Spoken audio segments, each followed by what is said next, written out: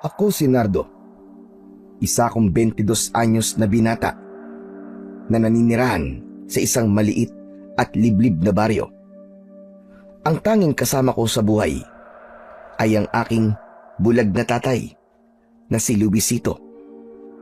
Bata pa lang ako nung nabulag ang tatay ko dahil sa pakikipaglaban niya sa mga aswang. Hindi kasi na itatanong, ngunit dating manunugis si tatay at hindi siya basta-basta manunugis lang, kundi napakahusay at napakatapang niyang manunugis. Yun nga lang, minalas siya ng isang malakas na aswang ang kanyang nakalaban. Napakatindi ng laban nila ng aswang na yun at binulag si tatay ng aswang na yun. Kaya naman, nang mabulag si tatay, ay ako na ang naging parang mata niya. Ako na ang gumagabay at nag-aalaga sa kanya. Nang umidad ako ng 18, ay nagsimula na akong magtrabaho sa paggawaan ng palayok sa kabilang baryo. Ang ginagawa ko roon ay tagakuha ako ng lupa na siyang ginagamit ng mga gumagawa ng palayok. Isang hapon, pauwi na ako sa bahay mula sa maghapong pagtatrabaho. Kasabay kong naglalakad ang matalik kong kaibigan na si Buknoy, na kasama ko sa trabaho. Nardo, may naisip akong magandang ideya. Ano kaya kung mag-inom tayo mamayang gabi? Total, bagong sweldo naman tayo eh. Mag-happy-happy naman tayo, kahit paminsan-minsan lang. Pambira tong taong to. Talagang ako pa ang niyaya mong uminom. Eh hindi naman ako umiinom ng alak ah. Ang pangit kaya ng lasa nun, ang pait-pait. Saka alam mo naman na nag-iipon ako ng pampaopera ni tatay ng matay, di ba? Imbis na ibili ko ng alak, idadagdag ko na lang yun sa ipon kong pera. Halimbawa, sabihin ko libre ko, hindi ka pa rin papayag? Wala akong pakialam kahit libre mo pa. Eh hindi nga ako umiinom, di ba? Ang kulit naman ito. Di ikaw na ang butihing anak. Hanga na talaga ako sa'yo, Nardo. Biruin mo, maghapon kang nagtatrabaho tapos pag uwi mo, ay aalagaan mo pa si Mang Luisito, imbis na magpahinga ka na lang. Ganun talaga, Buknoy. Saka, paraan ko na rin yun ng pagganti sa pag-aalaga ni tatay sa akin, lalo na nung iniwanan kami ni nanay. Isa pa, hindi naman mahirap alagaan si tatay. Nakakapagsaing pa nga siya kahit bulag siya eh. Sa bagay, saksi ako kung paano ka alagaan ni Mang Luisito noon. O paano, Chong? Magkita na lang tayo bukas sa trabaho. Malapit na ang bahay namin eh. Tinanguan ko na lang si Buknoy sa sinabi niyang yon. Nang mag-isa na lang akong naglalakad, ay naalala ko bigla si nanay. Ilang taon ko na kasi siyang hindi nakikita dahil simula nang umalis siya, ay hindi na siya bumalik. Iniwanan kami ng nanay kong si Mirna dahil hindi na niya kinaya ang hirap ng buhay namin nung nabulag si tatay. Ang huling balita namin sa kanya ay may iba na siyang pamilya sa Maynila. Nalaman namin yon sa kapitbahay namin na lumuluwas sa Maynila. Ayon sa kanya, ay nakita niya si nanay na may kasamang lalaki at isang batang babae. Nakalulungkot na hindi na kailanman mabubuo ang aming pamilya, pero tanggap ko na yon. Ang pinagtutuunan ko na lang ng pansin ay si tatay at ang pag-iipon ko ng pera para mapaoperahan na ang mga mata niya at magkaroon ng pag-asa na muli siyang makakakita. Nang nakarating na ako sa bahay namin, ay agad kong nakita si tatay na nakaupo sa upuan sa labas. Hawak niya ang kanyang tungkod na gawa sa matibay na sanga ng bayabas. Napangiti ako dahil palagi siyang naroon kapag ganung oras dahil alam niyang parating na ako Tay, nandito na po ako. Kumusta naman ang pagtatrabaho mo, iho? Ayos naman po, tay. Nakakapagod pero ayos lang kasi. Sumahod na po ako eh. Yung kalahati po ng sahod ko, itatabi ko po uli para pandagdag po sa ipon natin. Para mapaoperahan na po natin ang mga mata nyo. Hindi ba sabi ko sa iyo ay ayoko magpa-opera? Masyadong malaking pera magagastos natin doon, anak. Tanggap ko ng bulag ako. Ang gawin mo na lang sa perang iniipon mo ay gamitin mo sa pag-aaral mo sa kolehiyo. Hindi ba gusto mo maging engineer? Tay, makapaghihintay naman po ang pag-aaral ko sa kolehiyo eh. Kahit nga po uugod-ugod na ako pwede pa rin ako mag-aaral eh. Pero yung mata nyo po, yan po ang dapat nating unahin. Kailangan pong makakita na po kayo sa lalong madaling panahon. Ikaw talaga. Magkano na ba ang naiipon mo? Aba tay, malaki-laki na rin po yun. Pero malaki pa rin po ang kulang. O nakita mo na. Baka kahit habang buhay ka magtrabaho, ay hindi mo maiipon ng pera kailangan natin para sa operasyon ko. Tay, may awa naman po ang Diyos. Malay nyo, meron pong tumulong sa atin. Pero habang hinihintay natin ang tulong na yon, ay magtatrabaho ako at mag-iipon pa rin ako. Ikaw ang bahala. Basta sinabi ko na sa'yo na tanggap ko ng bulag ako. Oo nga pala, nagsaing na ako. Nakabili ka na ba ng uulamin natin? Opo, bumili na po ako ng lutong ulam kay Aling Maming para hindi na po tayo magluto. Nagugutom na po kasi ako eh. O sige. Magpalit ka na ng damit mo at maghahain na ako. Hinayaan ko si tatay na mag-isang tumayo at pumasok sa bahay. Ayaw niya kasi na palagi ko siyang tinutulungan dahil alam ko na mas gusto niya na parang normal pa rin ang buhay niya kahit siya ay bulag na. Nasanay kasi noon si tatay na ang tingin ng lahat sa kanya ay malakas siya at palaging siya ang nagbibigay ng tulong, kaya kahit wala na siyang paningin ay hindi siya sanay na siya ang tinutulungan. Matapos naming maghapunan ay hinugasan ko na ang aming pinagkainan. Nang matapos na ako ay inayos na ni tatay ang aming higaan. Naglatag siya ng banig sa papag at pinagpagan niya ang mga unan. Habang pinanonood ko siya ay naalala ko naman si nanay. Tay, kung hindi siguro tayo iniwanan ni nanay, no? Malamang mas madali ang buhay natin. Siyempre, habang nagtatrabaho ko, meron naman po nag-aasikaso sa inyo, di po ba? Tama ka naman sa sinabi mo na yan. Pero tignan mo naman, na kaya naman natin dalawa na wala siya ng matagal na panahon. Buhay pa rin naman tayo hanggang ngayon, hindi ba? At yun ay dahil sa'yo, Nardo. Napakasipag at napakabuti mo kasing anak. Salamat, tay. Pero tay, kumusta na po kaya si nanay ngayon, no?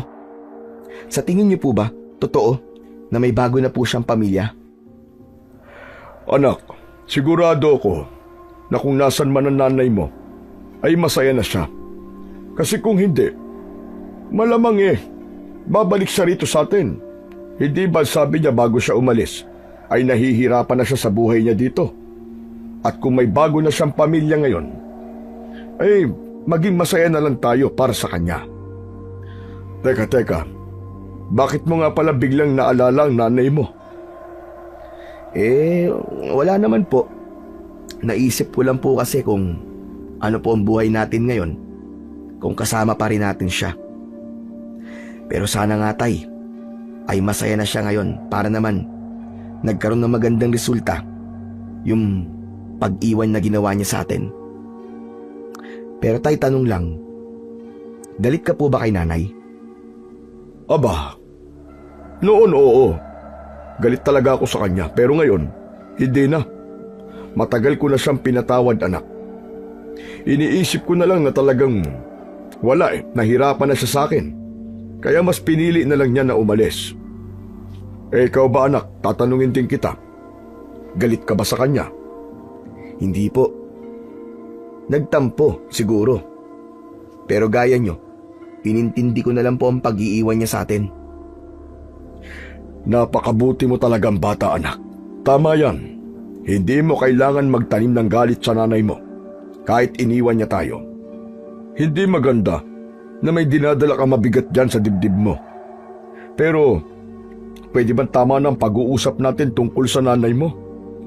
At baka magkaiyakan pa tayong dalawa dito. Sige po. Pasensya na po kung nabanggit ko po siya.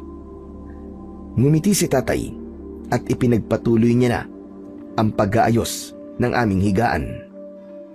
Malungkot akong napatingin sa kawalan at patuloy kong inisip kung ano sana ang buhay namin kung kasama pa rin namin si nanay.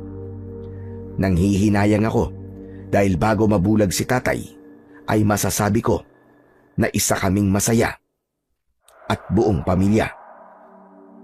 Gaya ng nakasanayan ko ay gising na ako ng alas 5 ng umaga. Naghanda agad ako ng almusal at maya-maya pa ay magkasabay na kaming kumain ni tatay. Ay, oo nga pala tay. Baka gabihin po ako sa pag-uwi mamaya. Nakita ko po kasing paubos na po yung vitamins nyo eh. Pupunta lang po ako sa bayan pagkatapos ko po magtrabaho para bumili po doon. Pwede naman kasi kahit wag mo na akong ibili ng vitamins na yun eh. Hindi po pwede. Ang sabi po ng doktor kailangan nyo yun. Saka, hindi naman po kamahalan yung vitamins nyo kaya hindi po masakit sa bulsa. O siya, ikaw ang bahala. Alam ko naman na hindi kita mapipilit sa gusto mo. Basta mag-iingat ka. Sa gitna ng aming pag-aalmusal ay biglang bumukas ang pinto ng aming bahay. Isang babae ang pumasok. May bitbit siyang maliit na maleta at nakasuot siya ng magandang damit.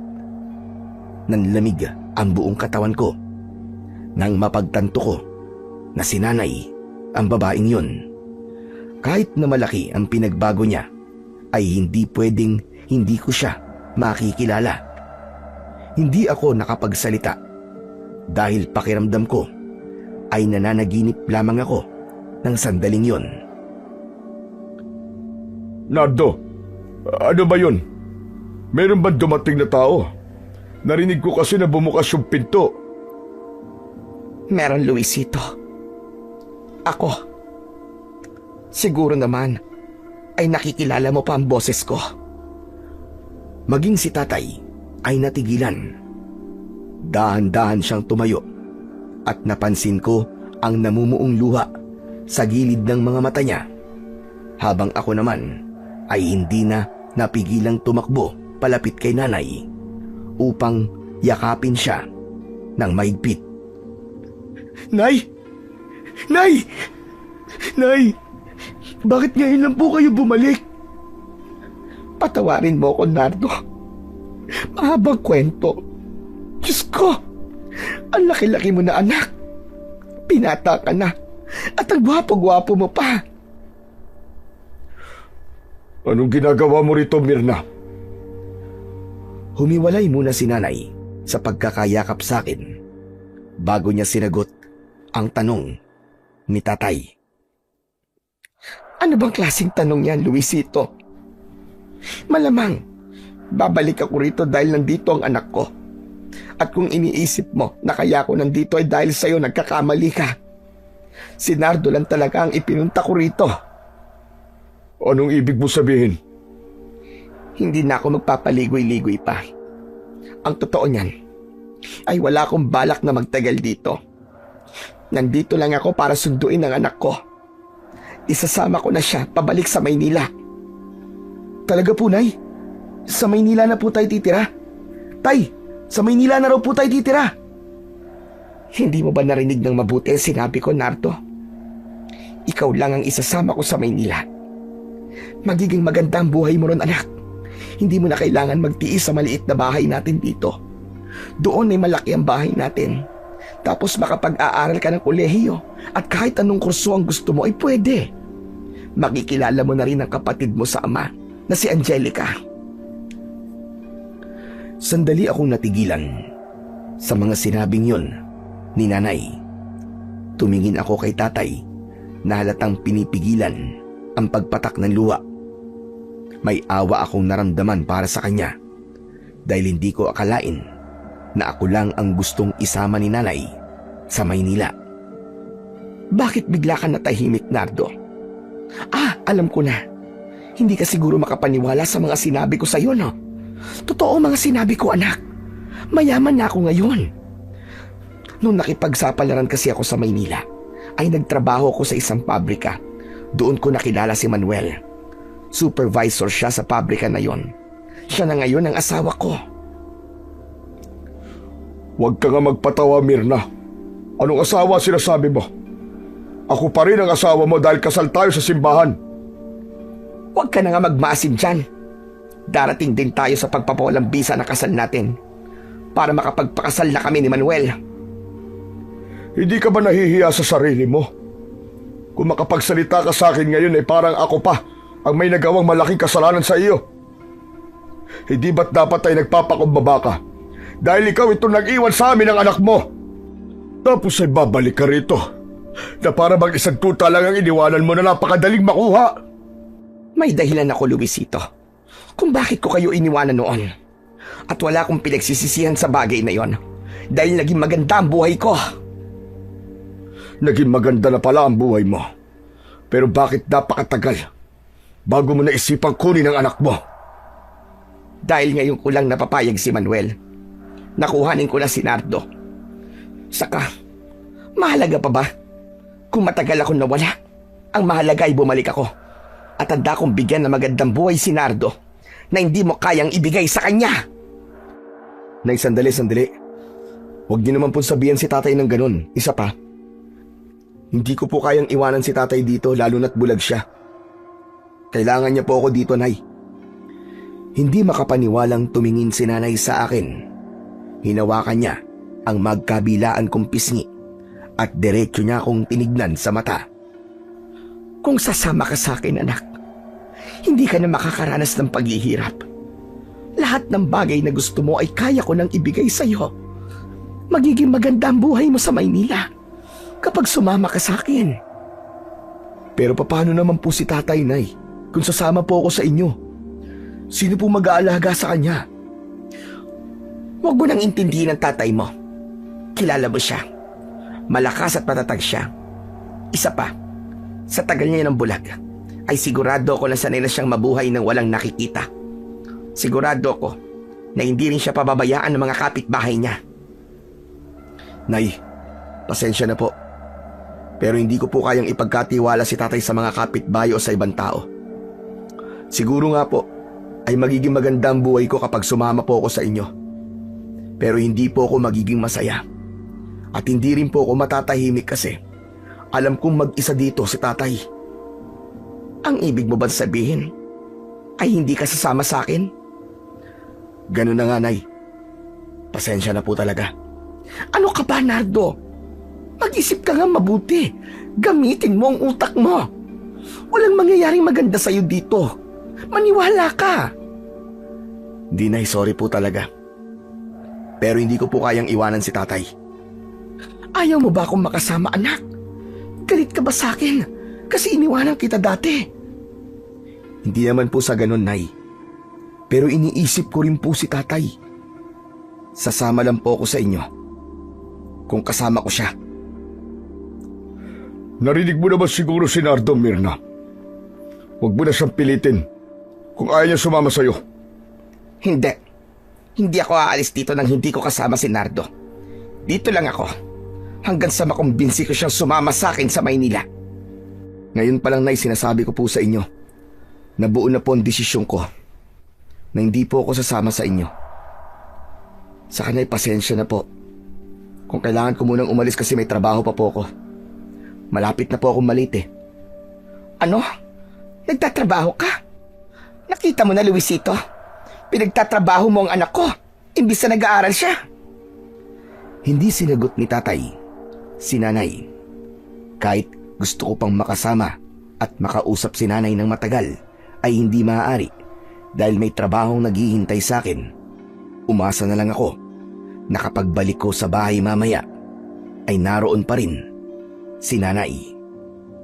Pagdating ko sa pagawaan ng palayok ay agad kong sinimulan ang aking pagtatrabaho. Nagtungo ako malapit sa ilog upang kumuha ng lupa na siyang ginagamit sa pagawaan ng palayok. Malambot at medyo basa kasi ang lupa roon. Maganda ang putik na makukuha sa tabi ng ilog. Hindi madali ang trabaho ko, lalo na kapag tirik na ang araw at mainit ang panahon.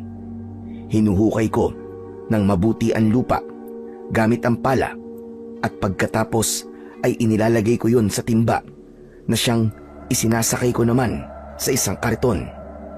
Kapag napuno ko na ang mga timba na nasa kariton, ay saka ko naman yun dinadala sa mismong pagawaan ng palayok. Habang isa-isa kong binababa mula sa kariton ang mga timbang puno ng putik, ay lumapit sa akin si Buknoy. Hoy, ano ba nangyari sa'yo, Nardo? Bakit parang pasan mo yata ang lahat ng problema sa mundo? Kanina ko pa napapansin na parang ang lungkot-lungkot mo eh. Chong, hindi ka maniniwala sa sasabihin ko. Alam mo ba, si nanay, bumalik siya. Ano? Totoo ba yan, Chong? O di ba, sabi ko na sa'yo hindi ka maniniwala eh. Pero Chong, totoo ba? Bumalik na si Aling Mirna? Oo, nagulat nga kami ni tatay nang bigla na lang siyang bumulaga sa bahay habang nag-aalmusal kami kanina. Oh, bakit parang hindi ka masaya na bumalik ang nanay mo? Hindi ba?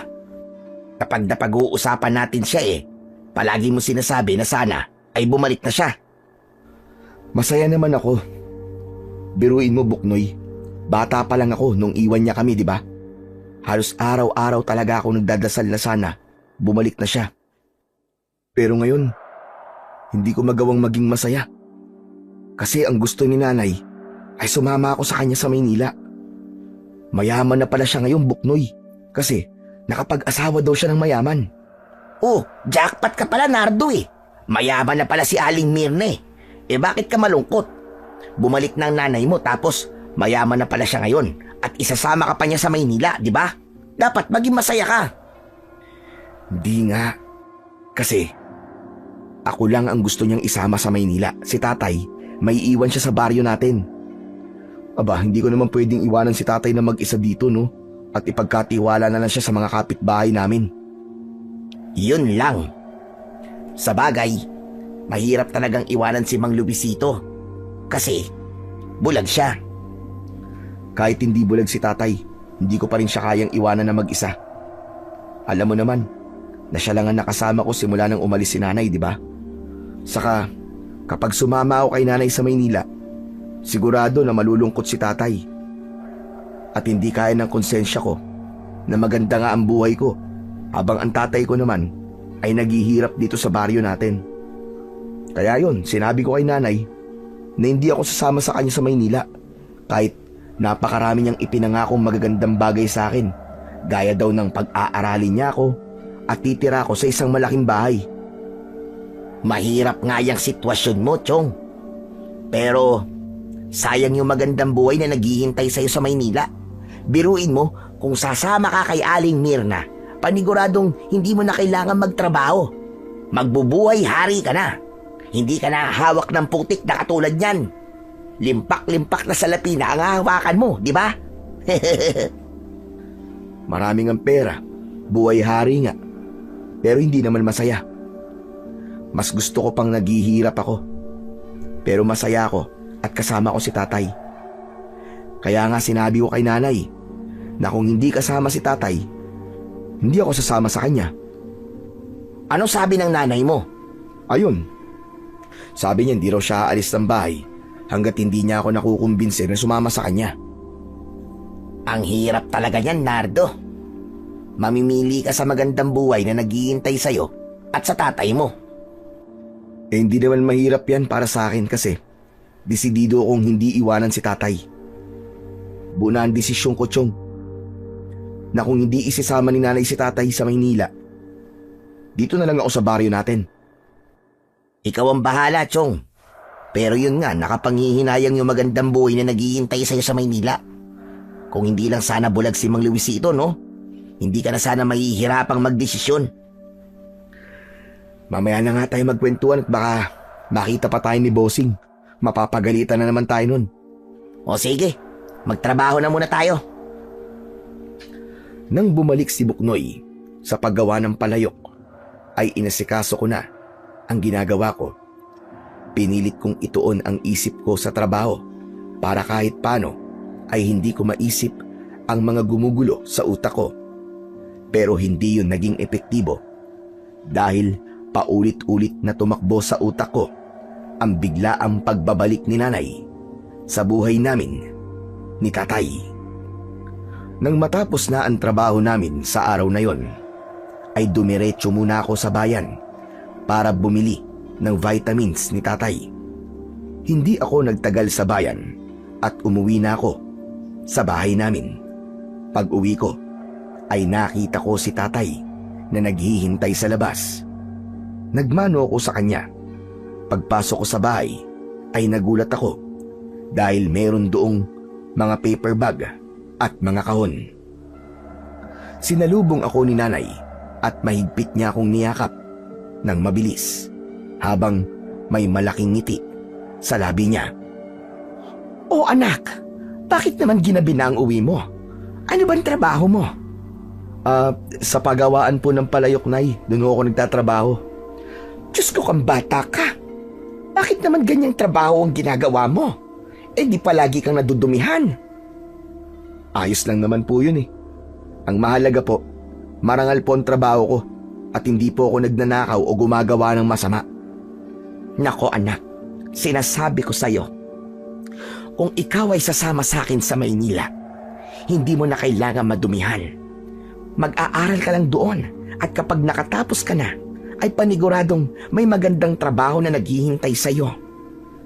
Oo nga pala, galing din ako sa bayan kanina. Bumili ako ng mga groceries para sa'yo. Meron din akong binili ng mga damit at sapatos. Halika, tingnan mo dali. Dalian mo. Ha? Talaga po, Nay? Oo nga. Tignan mo kung magugustuhan mo. Natuwa ako sa sinabi ni nanay dahil hindi talaga ako bumibili ng bagong damit at sapatos. Kailangan ko kasing unahin ang mga bagay na kailangan talaga namin ni tatay. Pakiramdam ko ay para akong bata nung mga sandaling yon habang isa-isang tinitignan ang mga binili ni nanay para sa akin. O anak, tignan mo itong sapatos na ito. Pwede mo itong ipang-basketball. Pero Nay, hindi naman po ako naglalaro ng basketball eh. Ganun ba? E di gamitin mo na lang kapag may lakad ka. Pero itong t-shirt na ito, sigurado ako magugustuhan mo ito. Ang ganda ng kulay, hindi ba? Nay, nakalimutan niyo po ba na ayoko po ng itim na kulay? Saka parang masyado pong maliit ang damit na binili niyo, Nay. Pati po itong sapatos. Hindi rin po ito sukat ng paa ko eh. Bakit kasi bumili ka ng hindi mo isinasama si Nardo? Ano ba kasing akala mo, Mirna? Na bata pa ni si Nardo kaya maliliit na damit ang binili mo para sa kanya? Matagal kang nawala, kaya hindi mo nakilala ang anak natin. Marami ka nang hindi alam tungkol sa kanya. Tumahimik ka nga dyan, Luisito. Hindi kita kinakausap. At saka, kilala ko pa rin ang anak ko, kahit matagal ko siyang hindi nakasama. Baka nakakalimutan mong sa akin siya nanggaling. Nay, ayos lang po. Tay, ako na pong bahala. Pwede ko pa rin namang isuot ang mga binili ni nanay eh. Pero Nay, nasaan po ang binili nyo para kay tatay? Aba, bakit ko naman bibilan ng tatay mo? Ikaw lang ang ipinunta ko rito. Pero alam mo anak, sa Maynila ay mas maraming pamilihan na magaganda at mamahalin ng mga damit doon. Kung sasama ka sa akin, ay mas makakapamili ka roon ng maayos. Hindi mo na kailangang isuot yung mga luma at butas-butas mong mga damit. Sayang naman ang kagwapuhan mo kung ganyan lang ang mga damit mo. Hindi pa rin po na nagbabago ang desisyon ko. Hindi ko po iiwanan si tatay dito. Magbabago din yung desisyon mo na yan. Basta't hindi ako aalis dito nang hindi ka kasama. Hindi na lang ako nagsalita dahil alam ko na kahit na anong sabihin ko ay hindi susuko si nanay. Ramdam ko kasi ang matindi niyang kagustuhan na isama ako sa Maynila. Pero alam ko sa akin sarili na hindi ko talaga iiwanan si tatay. Marami na kaming pagsubok na pinagdaanan ni tatay at walang dahilan para iwanan ko siya, lalo na at bulag siya. Kinabukasan, si nanay ang nagluto ng aming almusal. Mas lalo akong nagutom dahil sa dami ng inihanda niya. Merong pritong itlog, tosino, hotdog at sinangag na kanin. Wow! Nay, ang dami niyo naman pong niluto. Mauubos po ba natin lahat to? Aba, oo naman. Saka kung hindi mauubos, edi itatabi.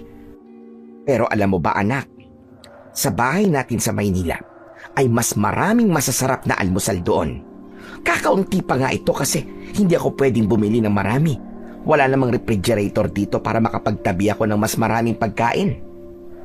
Tay, ang dami po natin pagkain. Si nanay po nagluto. Kumain ka na rin, Luisito. Baka kasi isipin mo na nagdadamot ako sa'yo. May nilagang saging akong nakasalang. Hinihintay ko lang maluto yun at yun ang kakainin ko.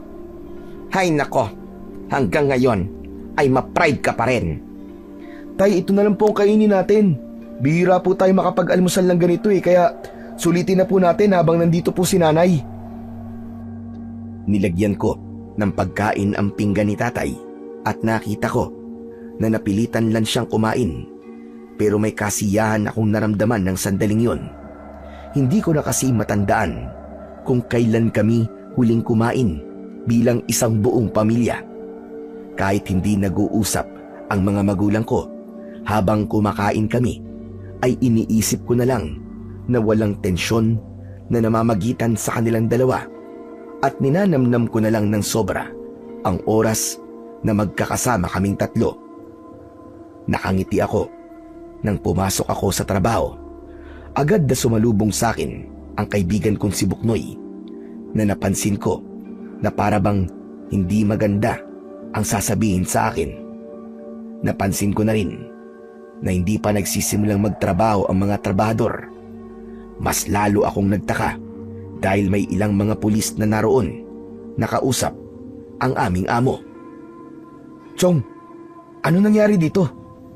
Bakit may mga pulis? Chong, hindi maganda. May natagpuan kaninang bangkay dito.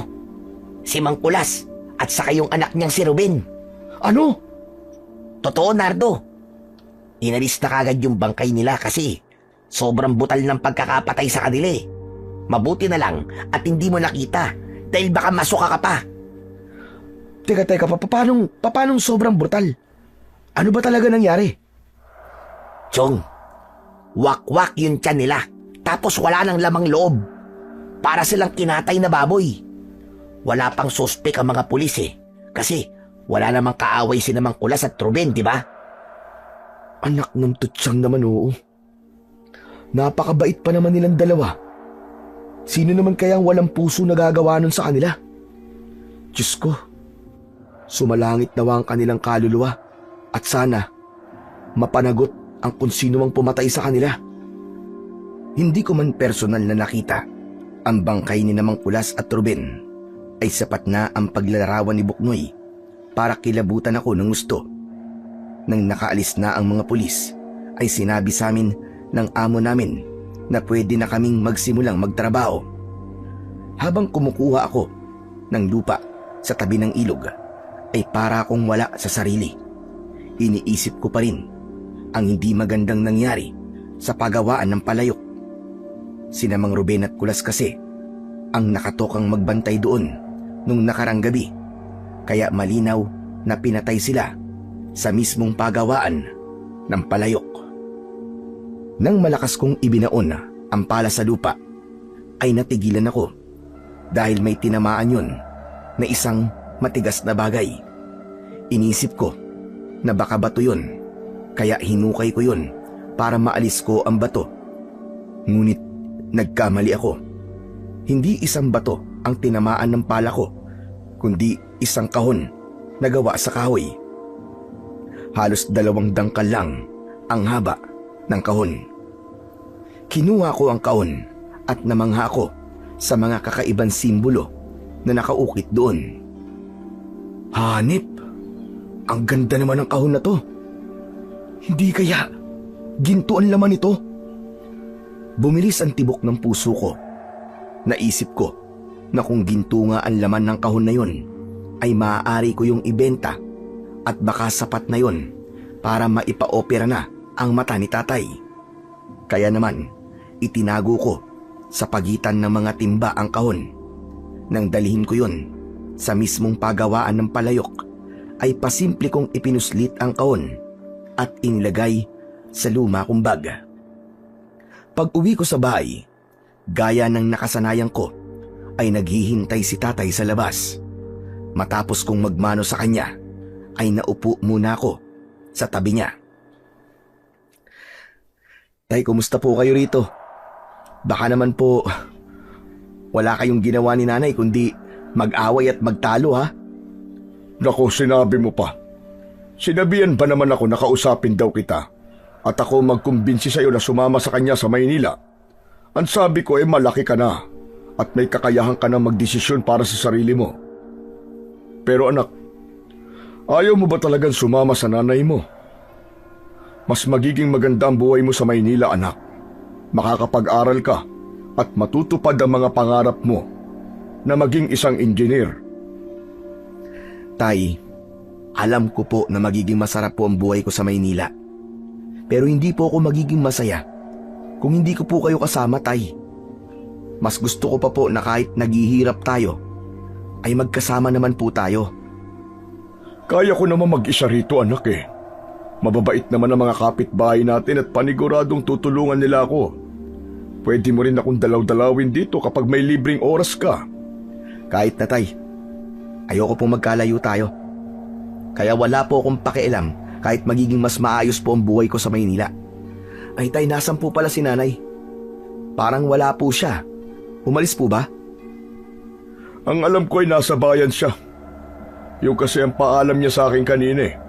Malamang ay bibili na naman yun ng kung ano-anong bagay na ipangsusuhol niya sa'yo. Kanina pa nga siya wala eh. Tanghali pa nung umalis siya rito eh. Hindi po kaya bumalik na siya ng Maynila? Sana nga, para wala nang maingay dito sa bahay. Hindi ko nga siya nakikita pero naririnig ko naman ang bunganga niya. Parang Armalite. Nakakalungkot na napakalaki na ng pinagbago ng nanay mo, Nardo. Alam ko na mataas ang pangarap niya, pero hindi ko akalain na babaguhin ng pag-angat niya sa buhay kung sino siya noon. Masyado na siyang mapagmataas ngayon, anak. Kung maliitin niya ako para bang hindi niya ako minahal noon at parang ako pa ang may nagawang pagkakamali sa kanya. Yan nga rin po napansin ko kay nanay eh. Ganun nga po siguro kapag marami na pong pera. Nakakalimutan na kung saan siya nanggaling. Tay, maiba ako. Alam niyo na po ba na patay na po sila Mang Kulas at Ruben? Hindi ba sila yung mag-amang katrabaho mo sa palayukan? Oh, ano ba nangyari sa kanila? Pinatay po sila sa pagawaan ng palayok. Ang sabi po ni Buknoy ay sobrang butal daw po ang pagkakapatay sa kanila. Wakwak daw po ang tiyan at wala na pong lamang loob. Hindi po kaya nandito na sa baryo natin yung sindikato na pinag-uusapan dati sa bayan? Yung po bang sinasabi nila na nangunguha daw ng laman loob ng mga tao tapos binibenta? Alam mo, anak, sa tingin ko, hindi tao ang pumatay sa kanila. Base sa sinabi mo sa akin, malaki ang posibilidad na mga aswang responsable sa pagpatay kina Kulas at Ruben. Pero tay, hindi po ba matagal na pong walang aswang dito? Bago po kayo mabulag, napatay niyo na po yung pinuno nila. At simula nun, wala na pong aswang sumalakay dito. Oo nga, pero hindi lang naman iisang grupo ng mga aswang ang pwedeng manggulo sa atin. Marami sila, anak. Maaari ring ang mga aswang na pumatay kina Kulas ay ang mga alagad ng pinuno ng aswang na pinatay ko dati. pwedeng naghintay sila ng napakahabang panahon para ipaghiganti ang pinuno nila. Diyos ko, nakakatakot naman po kung may aswang na naman dito sa atin. Lalo na po ngayon na hindi nyo na po kayang makipaglaban. Kaya nga kailangan mo maging maingat simula ngayon, lalo na't wala tayong alam sa kung sino o ano ang pumatay kina Kulas at sa anak niya. Tama po kayo, Tay. Nag-aalala po tuloy ako kay nanay eh. Baka kasi gabihin siya sa bayan eh. Kung may aswang na naman kasi dito sa atin, Tay, paniguradong delikado kapag gumabi na. Ewan ko ba dyan sa nanay mo? Hindi pa rin niya matanggap na ayaw mo sumama sa kanya sa Maynila. Pero anak, maraming salamat ha. Dahil mas pinili mong manatili rito kasama ako. Kahit pa magiging maayos ang buhay mo kung sasama ka sa nanay mo. Tay, hindi niyo po kailangan magpasalamat sa akin. Kasi ginagawa ko lang po ang sa tingin ko ay tama. At naniniwala po ko na tama na wag ko kayong iwanan. Ang dami na po natin pinagdaan ng hirap at problema na magkasama po natin nalagpasan. Kaya wala pong dahilan para iwanan ko kayo dito. Matamis na ngumiti si tatay habang pinipigilan niya ang pagpatak ng kanyang luha. Nang sandaling yon ay naalala ko ang kahon na nahukay ko sa putikan. Naisip ko na buksan na yon para malaman ko kung tama ba ang hinala ko na ginto ang laman noon. Ay, Tay, sandali. Pupunta lang po pala ako sa banyo. Maglilinis lang po ako ng katawan at puro putik po ako eh. O sige. Bilisan mo at maghahain na rin ako. Huwag na natin hintayin ang nanay mo at panigurado na kung nasaan man siya ay kakain na yon. Nagmamadali akong nagpunta sa banyo na nasa likod ng aming bahay. Nakasukbit sa likod ko ang aking bag. Pagpasok sa banyo ay isinarado ko ang pinto at naupo ako sa toilet bowl. Kinuha ko sa bag ang kahon na balot pa rin ng lupa. Tinignan ko muna kung meron ba yung kandado pero wala naman akong nakita. Nang sinubukan ko yung buksan ay hindi ko mabuksan. Anak ng, paano mabuksan ang kahon na to? Mukhang papahirapan mo pa ako ha. Pinagmasdan ko ng mabuti ang kahon at napansin ko na meron yung napakaliit na puwang sa paligid nun. Naisip ko na kailangan ko ng kutsilyo para ipasok sa puwang na yon upang mabuksan ko na. Lumabas ako ng banyo at kumuha ako ng kutsilyo sa kusina. Mabuti na lang at hindi nag-usisa si tatay kahit alam ko na naramdaman niya ang presensya ko. Bumalik ako sa banyo upang gamitin ang kutsilyo sa pagbukas sa kahon. Pilit kong ipinasok ang dulo ng kutsilyo sa napakaliit na puwang upang maiangat ko ang takip ng kahon. Anak ng, bakit ba ang hirap mo pa rin buksan? Siguro, ginto nga talaga ang laman mo kasi napakahirap mong buksan eh. Kahit parang imposibleng mabuksan ang kahon, ay hindi pa rin ako sumuko. Pinilit ko pa rin yung buksan gamit ang kutsilyo dahil naniniwala ako na ginto nga ang nasa loob nun. Masyado kong nanggigil at nilagyan ko na ng matinding puwersa ang ginagawa kong pagbubukas sa kahon hanggang sa dumulas sa kamay ko ang kutsilyo. Sa hindi sinasadyang pangyayari ay nahiwa ng maliit ang daliri ko. Agad yung dumugo at napunta sa kahon ang ilang patak ng aking dugo. Inilagay ko muna ang kahon sa aking hita at sinipsip ko ang dumudugo kong daliri. Natigilan ako nang narinig ko na tumunog ang kahon. Nakita ko na bahagyang nakaangat na ang takip nun. Labis akong nagtaka dahil kusa nang nabuksan ang kahon. Hala, anong ginawa ko? Bakit bigla ka nalang bumukas? Hanggang sa nakita ko ang ilang patak ng dugo ko na nasa ibabaw ng kahon. Unti-unti yung nawala na para bang sinipsip yun ng kahon. Hindi ako makapaniwala sa nasaksiyan ko. Doon ko naisip na maaaring kaya nabuksan ang kahon ay dahil sa aking dugo. Baka kailangang patakan yun ng dugo ng tao dahil yun ang nagsisilbing susi ng kahon na yun. Mukhang kakaiba ang kahon na to ha. Sana naman talagang ginto ang laman mo para hindi sayang ang pagkakasugat ko dahil sa'yo. Isang malalim na paghinga ang pinakawalan ko bago ko marahang iniangat ang takip ng kahon. Napakunot noo ako dahil meron dong isang kulay itim na tela. May nakabalot na kung anong bagay sa tela na yon. Kinuha ko ang bagay na nakabalot sa itim na tela at nang alisin ko ang tela ay isang kakaibang patalim ang nakita ko. Makaluma ang disenyo ng patalim. Sa tansya ko ay mahigit 1 dangkal ang haba nun. Kumikislap yun at kahit gatuldok na kalawang ay wala. Maging ang hawakan nun ay kakaiba rin. May 3 patusok sa dulo ang hawakan. Sa pagkakatanda ko, balaraw ang tawag sa ganitong patalim. Napag-aralan namin ito nung high school eh. Kung ganun, matanda na ang patalim na to. Nako, pwede ko kaya tong ibenta? Nardo! Nardo anak, nasa ka na ba? Halika na at kakain na tayo. Ang tagal mo naman dyan. Opo tay. Sandali lang po, nariyan na. Nagmamadali kong binalot sa itim na tela ang balaraw at ibinalik ko yon sa kahon. Lumabas ako ng banyo at pinuntahan ko si tatay sa kusina. Nakahain na ron ang aming hapunan.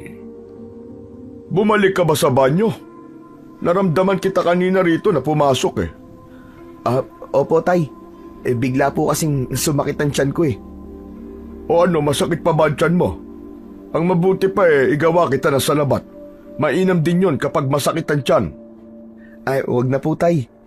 Okay na po ang tiyan ko. Kailangan ko lang po talagang ilabas ang dapat kong ilabas. Sigurado ka ba? Opo. Hindi na po talaga masakit ang tiyan ko, tay. Si nanay po kaya, bakit wala pa rin siya hanggang ngayon? Ewan ko ba rin sa nanay mo? Baka naman talagang bumalik na sa Maynila. Huwag mo munang isipin ang nanay mo at kumain na muna tayo. Nagsimula na kaming kumain ni tatay. Pero hindi nawala ang pag-aalala ko para kay nanay. Kinabahan ako dahil sa posibilidad na may aswang na naman sa aming baryo. Kung hindi kasi siya bumalik sa Maynila at talagang gagabihin siya sa kanyang pag-uwi sa bahay namin, ay maaaring mapahamak siya. 10:00 na ng gabi, pero hindi pa rin umuuwi si nanay. Nang sandaling yun, ay mas lalong tumindi na ang kaba ko. Panay ang lakad ko at hindi ako mapakali sa iisang pwesto. Habang si tatay naman ay nakahiga na, pero alam ko nagising pa rin. Kahit hindi siya nagsasalita, alam ko na nag-aalala din siya para kay nanay. Kahit hindi kita nakikita anak, ay alam kong kanina ka palakad ng lakad dyan. Hindi ka ba napapagod sa ginagawa mo na yan, Nardo? Tay, kinakabahan po kasi talaga ako eh. Hanggang ngayon di pa rin po umuwi si nanay. Parang imposible po na bumalik siya ng Maynila kasi nandito pang malita niya eh. Ano po kaya tay kung abangan ko na po si nanay sa bukana nitong baryo natin? Para kapag dumating po siya, ay may makakasama siya sa paglalakad hanggang dito po sa bahay. O sige, mabuti pa nga at ganyan ang gawin mo. Gusto ba samahan pa kita? Huwag na po tay, dito na lang po kayo. Basta't mag-iingat ka anak ka. Magdala ka pa rin ang magagamit mo para ipagtanggol ang sarili mo kung sakali. Di natin alam kung totoo ngang may aswang na naman dito. Mas maganda na sigurado tayo. Nagpunta ko sa kusina para kunin ang itak, pero bigla kong naalala yung balaraw na nasa loob ng kahon. Imbis na itak ang kunin ko, ay ang balaraw ang kinuha ko. Nang hawakan ko yon, ay may kakaibang init akong naramdaman sa aking katawan. Para bang may kung anong enerhiya ang dumaloy sa bawat ugat ko. Matapos kong magpaalam kay tatay, ay lumabas na ako. Malalaki ang mga hakbang ko. Hindi nagtagal ay nakarating na ako sa bukana ng aming baryo. Pumwesto ako sa tabi ng puno na nasa gilid ng daan.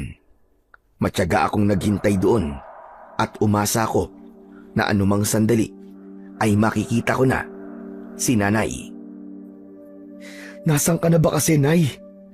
Bakit hanggang ngayon wala ka pa? Sana naman, ligtas ka at walang masamang nangyari sa'yo. Maya-maya pa, isang tao ang nakita kong naglalakad palapit sa akin. May bitbit siya na hindi ko alam kung ano. Tumalon ang puso ko nang mapagtanto ko na si Nanay yun. Patakbo ko siyang sinalubong. Pawis na pawis siya at halata ang labis na pagod sa kanyang muka. Ay nako, salamat sa Diyos at nandito ka, Nardo. Pwede bang ikaw na magdala nitong mga binili ko sa bayan? Ang bigat-bigat na mga ito. Ang sakit na ng mga braso ko. Nay, bakit ngayon lang po kayo umuwi? At bakit naglalakad po kayo? Ay, nanood kasi ako ng sine sa bayan. Tapos bumili ako ng mga regalo ko sa'yo. Kaya ginabi na ako. Ang hirap palang makasakay kapag ganitong oras. Tapos wala ng tricycle na papasok dito. Kaya naglakad na lang ako. Grabe talaga ang pagod ko, anak. Pakiramdam ko mamamatay na ako sa hirap. Akin na nga po yung mga dala nyo, Nay. Isinuksok ko sa gilid ng aking shorts ang balaraw at kinuha ko kay Nanay ang mga dala niya. Hanggang sa naglakad na kami pauwi sa bahay. Naku, Nay, mabuti na lang po't ligtas kayo. Akala ko kasi kung ano na po nangyari sa inyo eh. Ang sabi kasi ni Tatay, kaninang tanghali pa po kayo umalis sa bahay. Bakit parang iniisip mo na may mangyayaring masama sa akin? May hinala po kasi kami ni Tatay na may aswang na naman dito sa atin. May 2 tao po kasi na pinatay doon sa pinagtatrabahuan kong pagawaan ng palayok. Tapos yung paraan po ng pagpatay sa kanila ay parang aswang po may gawa. Diyos ko, hindi pa pala tapos ang pagsalakay ng mga aswang dito. Kaya nga dapat ay sumama ka na sa akin, anak.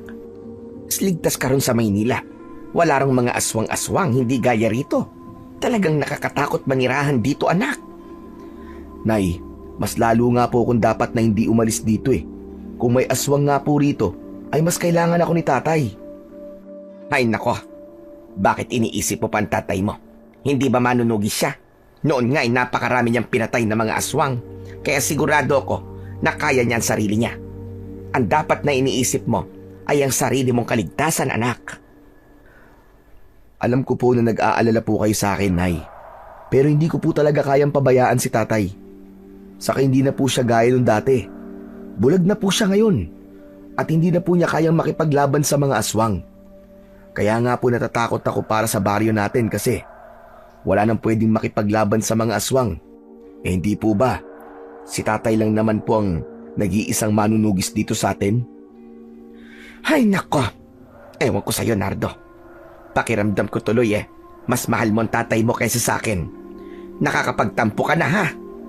Parang hindi mo naman ako namimiss. Mas pinili kong wag nang sagutin ang sinabing yon ng nanay ko. Malimang pakinggan para sa iba, pero talagang mas mahal ko si Tatay kaysa kay Nanay. At hindi yun mahirap ipaliwanag kung bakit. Umalis kasi si Nanay nung mga panahon na mas kailangan namin siya. Umasa kami ni Tatay na sa panahong yun ay sasamahan kami ni Nanay, pero mas pinili niya ang iwanan kami. Pero masaya naman ako sa nangyari sa buhay niya. Masaya ako na nagkaroon ng magandang resulta ang pag-iwan niya sa amin ni Tatay noon. Ilang minuto na lang at nasa bahay na kami nang bigla na lamang tumaas ang balahibo sa aking braso. Kasabay noon ay may kakaiba kong naramdaman na parabang may mga matang nakasunod sa amin hanggang sa uminit ng bagya ang balaraw. Napahinto ako sa paglalakad at ibinaba ko muna ang mga dala ko. Nagtaka naman si Nanay nang tumingin siya sa akin. Oh anak, bakit tumigil ka sa paglalakad? Sa bahay ka na magpahinga at gusto ko nang makauwi. Nagugutom na ako. Teka na, sandali lang po. Wala po ba kayong nararamdamang kakaiba sa paligid? Meron. Gutom at pagod, yun na nararamdaman ko. Kaya tara na, umuwi na tayo anak. Magsasalita pa sana ako nang isang anino ang biglang sumulpot sa likod ni nanay. Nanlaki ang mga mata ko nang makita ko ng maigi kung ano ang anino na yon. Isa yung aswang na may matutulis na mga kuko at ang mga ngipin na kayang pumunit ng laman ng tao. Bago ko pa mabigyan ng babala si nanay, ay nagawa na siyang kagatin ng aswang sa balikat. Malakas na napasigaw si nanay dahil sa labis na sakit. Agad kong hinugot ang balaraw at tumakbo ako para iligtas ang nanay ko. Habang nasa kamay ko ang balaraw, ay tila binigyan ako nun ng kakaibang tapang at lakas. Wala akong kaalaman sa pakikipaglaban sa mga aswang. Ngunit ng sandaling yon, pakiramdam ko ay isa kong magiting na mandirigma na matagal nang nakikipaglaban sa mga aswang. Hinila ko si nanay palayo sa aswang at ako ang humarap sa aswang. Sabi ko na kasi sa'yo umalis na tayo rito. Hindi tayo ligtas dito anak. Matiin kong tinignan sa mga mata ang aswang. Naglalaway siya na parabang gutom na gutom. Sa dami ng pwede mong saktan, diablong buwang ka. Nanay ko pa talaga ang napili mo. Humanda ka sa akin ngayon. Galit na umangil ang aswang. Mabilis siyang sumugod papunta sa akin. Pero sa paningin ko ay napakabagal lang ng kanyang galaw. Para bang slow motion. Kaya nang akmang susunggaban niya na ako, ay naunahan ko siyang saksakin sa mismong dibdib niya. Nang bumaon ang balaraw sa katawan ng aswang, ay nagulat ako nang binalot ng apoy ang katawan niya hanggang sa halos maging abo na siya. Napaatras ako habang nagtataka kung paano yun nangyari. Naguguluhan kong tinignan ang balaraw na hawak ko. Nardo, tara na. Umuwi na tayo.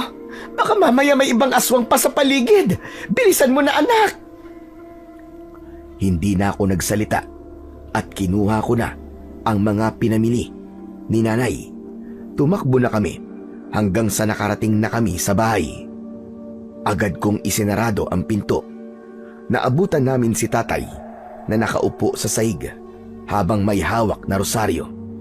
Nahinuha ko na habang wala kami ni nanay ay ipinagdadasal niya kami. Nardo, kasama mo na ba ang nanay mo? Opo tay, pero may sugat po siya sa balikat. May aswang pong umatake sa amin sa labas. Ano ka mo? Pwede bang mamaya na kayo mag-usap na mag-ama? Ako muna ang unahin nyo.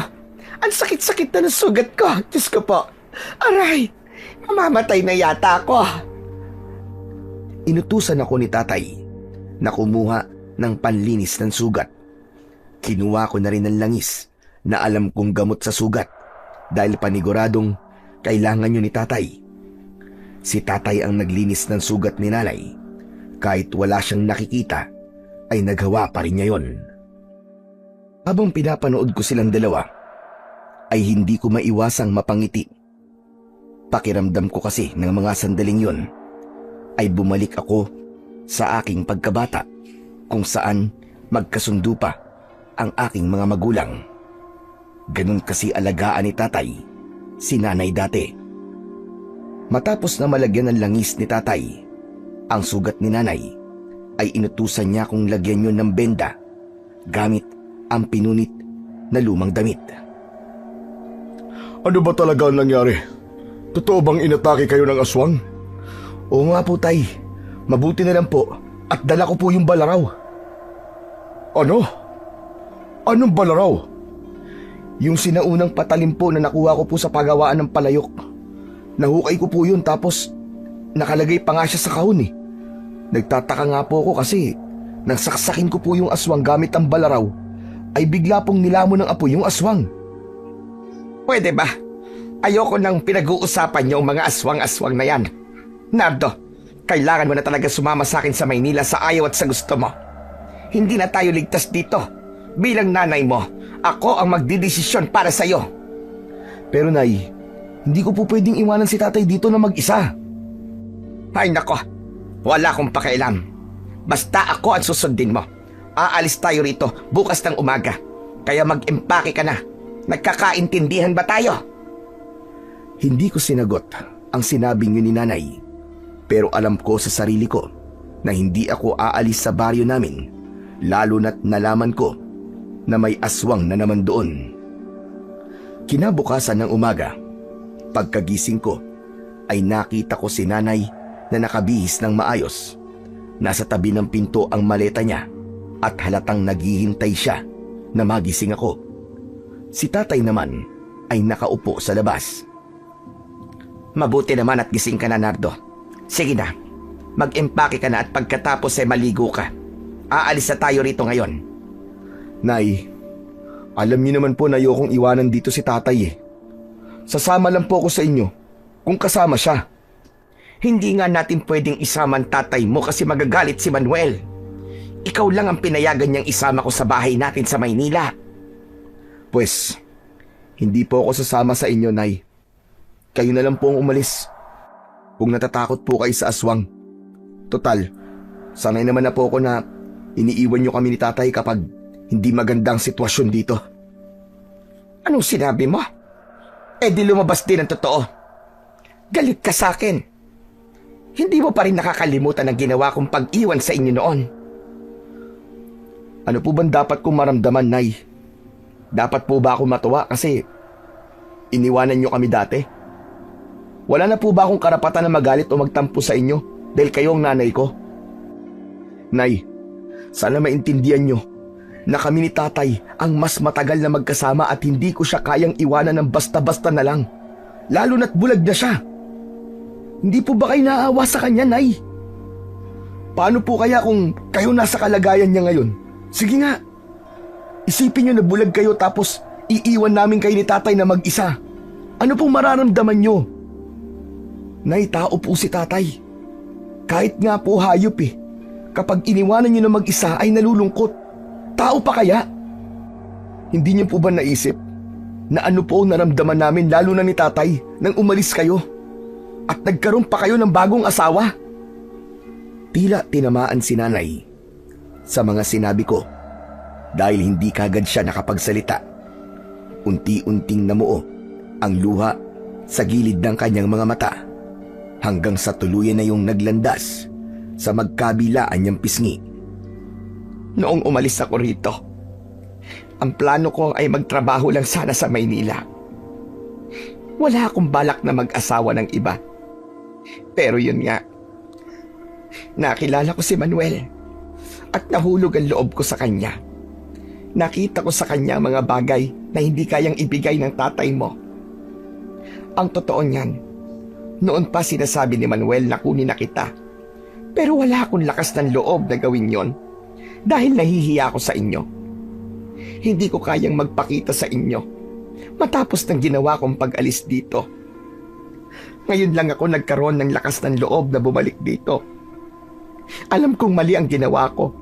Mali na iniwanan ko kayo habang naghihirap kayo rito. Pero maniwala ka, anak.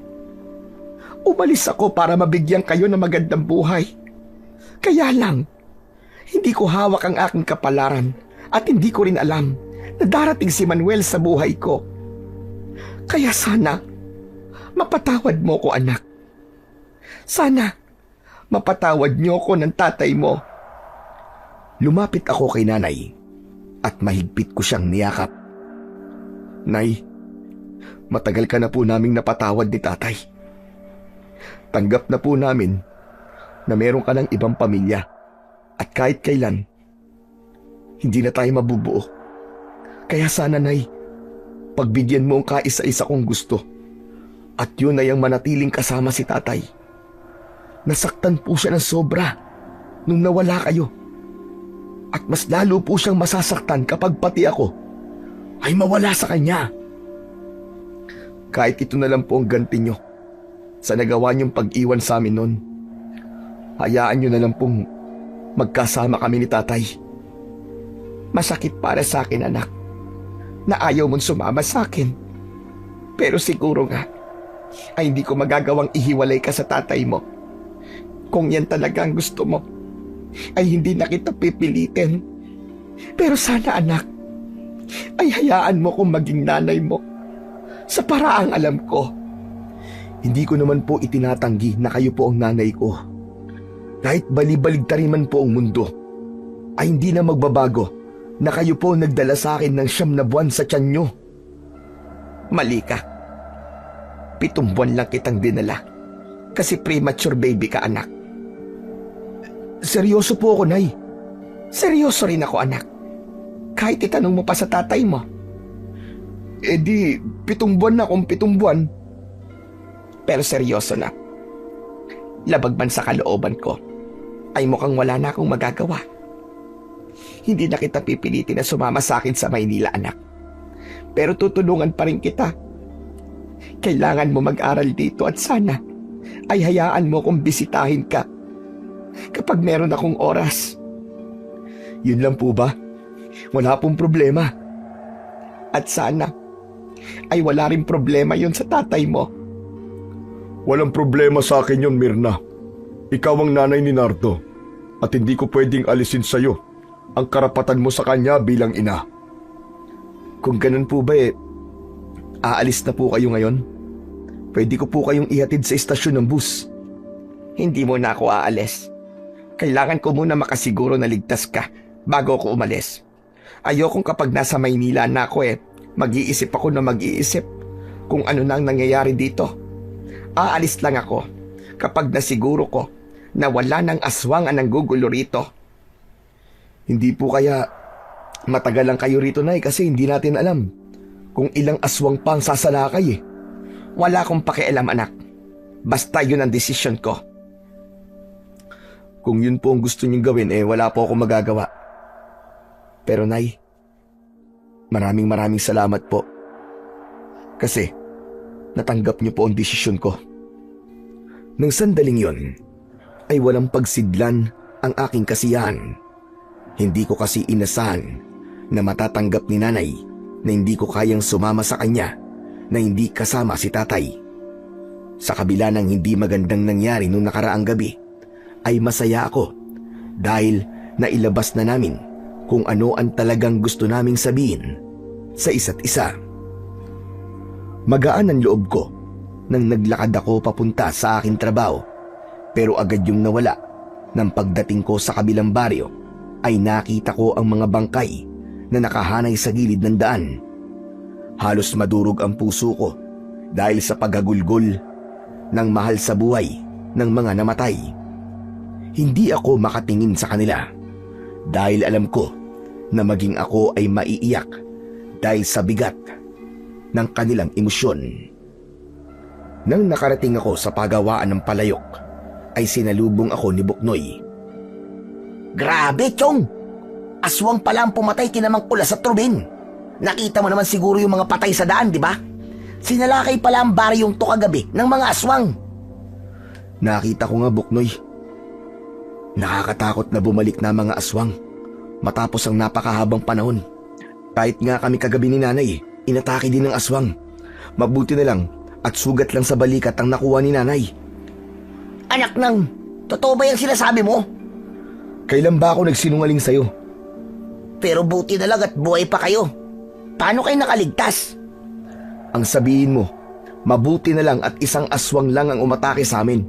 At dala ko yung balaraw na nakita ko rito sa pagawaan ng palayok. Ano ka mo? Balaraw? Anong balaraw yun? Lumang patalim yun. Ginagamit yun ng mga ninuno natin noong unang panahon. Nahukay ko yun nung kumukuha ko ng lupa ilang araw nang nakakaraan. Nakalagay pa nga sa kahon yung balaraw kaya akala ko ginto. Pero alam mo, pakiramdam ko ay may kapangyarihan yung balaraw na yun. Nang saksakin ko kasi yung aswang gamit yung balaraw, bigla na lang siya nasunog. Ilang beses ko nang nakita si tatay na nakipaglaban dun sa mga aswang. Pero wala pa akong nakitang aswang na nagliyab at namatay kapag sinaksak sila ni tatay ng itak. Baka naman, imahinasyon mo lang yun. Imahinasyon ba yung pati si nanay ay nakitang nasunog yung aswang? Sige nga. Ano ba yan? Parang ang hirap namang paniwalaan yung sinasabi mo, Nardo. Palaraw na nakuha mo sa putikan na kapag isinaksak mo sa mga aswang, ay nasusunog yung aswang? Aba, parang sa pelikula ko lang nakikita yan eh. Kung ayaw mo maniwala sa akin, bahala ka sa buhay mo. Basta ako, alam ko na nagsasabi ako ng totoo. Diyan ka na nga. Mas mabuti pang magtrabaho na lang ako. Ito naman masyadong matampuin. Hindi ko na pinansin si Buknoy at nagsimula na akong magtrabaho. Pero kahit nagtatrabaho na ako, ay nasa loob pa rin ng utak ko ang tungkol sa Balaraw. Malakas talaga ang hinala ko na may kakaiba sa Balaraw na yon. At yun ang dahilan kung bakit nagawa kong makapatay ng aswang kagabi. Mabilis na lumipas ang mga oras at maaga kaming pinauwi ng aming amo para hindi na kami abuti ng dilim sa daan. Batid niya kasi ang pagsalakay ng mga aswang at yun ang paraan niya para ligtas kaming makauwi sa aming bahay. Pagdating ko sa bahay ay hindi ko napigilan ang mapangiti nang nakita ko si nanay at tatay na magkausap sa labas. Hindi nila ako napansin dahil masyado silang masaya sa kanilang pag-uusap. Hanggang sa nakita ko ni nanay. Kaya wala na akong nagawa kundi ang lumapit sa kanila. Kanina ka pa ba, anak? Opo, aalis nga po sana ulit ako kasi ayokong makaistorbo sa kwentuhan nyo. Ano po bang pinag-uusapan nyo at parang ansesay nyo po? Kinikwento ko kasi sa tatay mo yung mga kapalpakan ko nung bago pa lang ako sa Maynila. Ilang beses kasi ako naligaw doon nung una. Tapos ang daming mga gamit na hindi ko alam kung paano gamitin. Gaya na lamang nung escalator sa mall.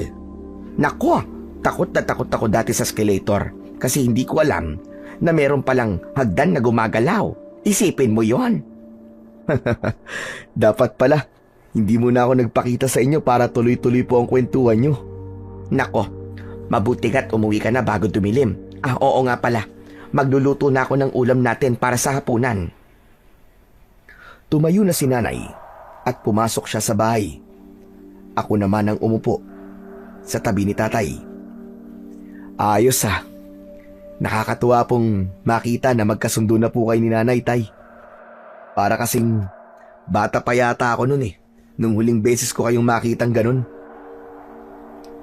Siguro ay maraming napagtanto nanay mo, Nardo. Kaya nagbago ang pakikitungo niya sa akin. Baka naman po magkagustuhan ulit kayo niyan ha. Alam niyo na, baka bumalik ang pagmamahal niyo sa isa't isa. Ay nako, hindi na ako umaasa. At alam kong malabo nang mangyari yan. Kaibigan na lang ang tingin ng nanay mo sa akin. Kayo po ba, tay? Kaibigan na lang din po ba ang turing niyo kay nanay? Siyempre, mahal ko pa ang nanay mo hanggang ngayon. Pero tanggap ko nang hindi na namin maibabalik ang pagiging mag-asawa naming dalawa. Ang importante ay maging magulang kami sa iyo. Sa bagay, mas maganda po ang ganyan kaysa palagi po kayo nagtatalo.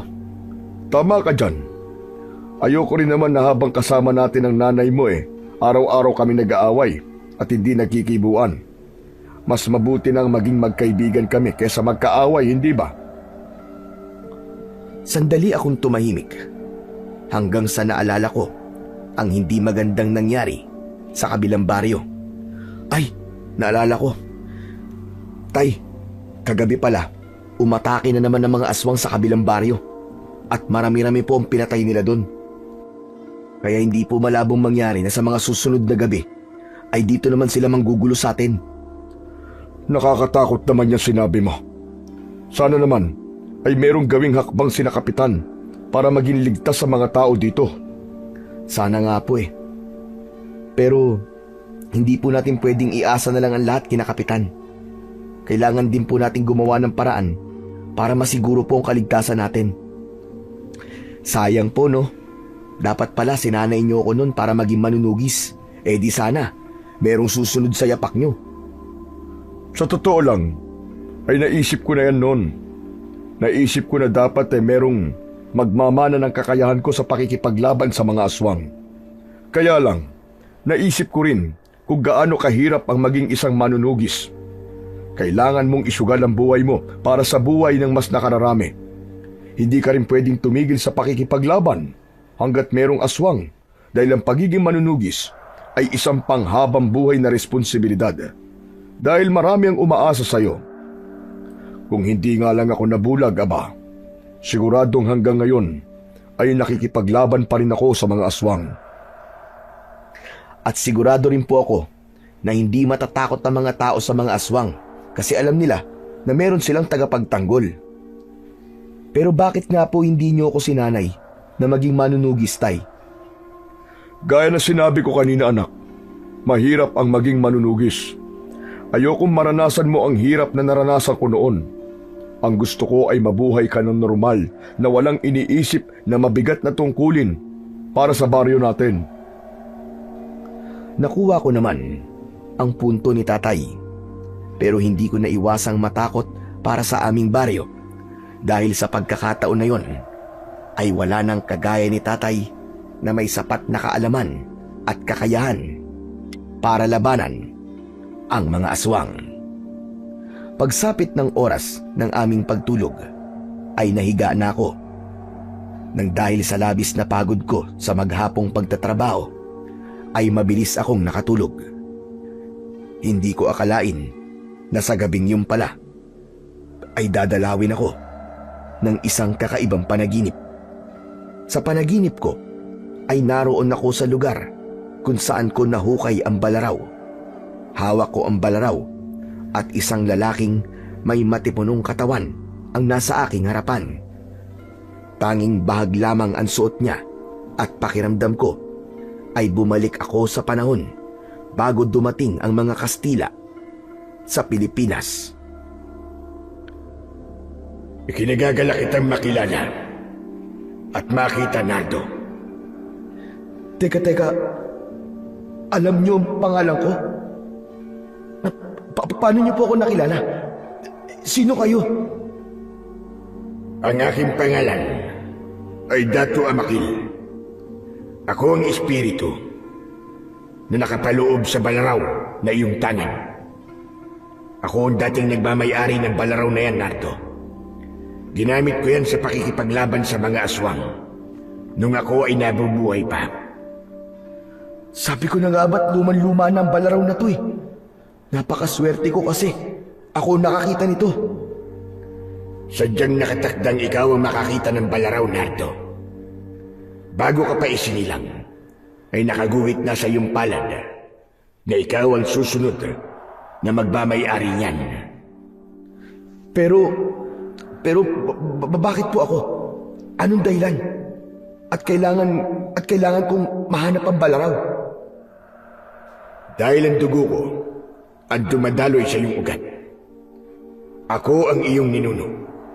Kaya naging manunugis ang iyong ama ay dahil nasa dugo natin noon pa man ang pakikipaglaban sa mga nilalang na mula sa kadiliman. Kaya ikaw ang aking napili na magmamay-ari ng aking balaraw para ikaw naman ang kikilalaning magiging magiting na manunugis ng iyong henerasyon. Pero wala po akong kasanayan sa pakikipaglaban sa mga aswang eh. Tandaan mo na nasa dugo mo ang pagiging manunugis at mandirigma. Huwag mong pagdudahan ang iyong sarili at huwag ka ring mabahala dahil sa tuwing hawak mo ang balaraw at kailangan mo makipaglaban sa mga aswang ay mapapasa iyo ang aking kakayahan. Iligtas mo ang inyong baryo sa paparating na pagsalakay ng mga aswang. Ipakita mo sa mga tao na kaya mo ring ipagtanggol ang mga tao gaya ng ginawa ng iyong mga ninuno. Nang sandaling yon ay bigla akong nagising.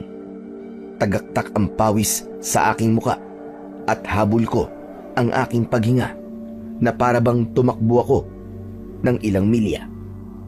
Napahawak ako sa dibdib at nagulat ako nang makita kong hawak ang aking balaraw. Teka, Paano napunta to rito? Nakatago to sa damit ko Naramdaman ko ang bahagyang pag-init ng balaraw sa aking kamay. Hindi ko alam kung dapat ko bang paniwalaan ng panaginip ko o wag ko yung bigyan ng pansin dahil baka wala naman talaga yung ibig sabihin. Kinaumagahan, nang nagising ako, ay si tatay lang ang nakita ko. Ang sabi niya ay lumabas sandali si nanay upang magtungo sa talipapa. Bumili si nanay ng pang-almusal namin at pang-ulam nila ni tatay para mamayang tanghali. Tumabi ako kay tatay sa pagkakaupo niya sa labas. Hawak ko ang balaraw. Tay, meron po pala akong itatanong sa inyo. Meron po ba kayong kilala na Dato Amakil?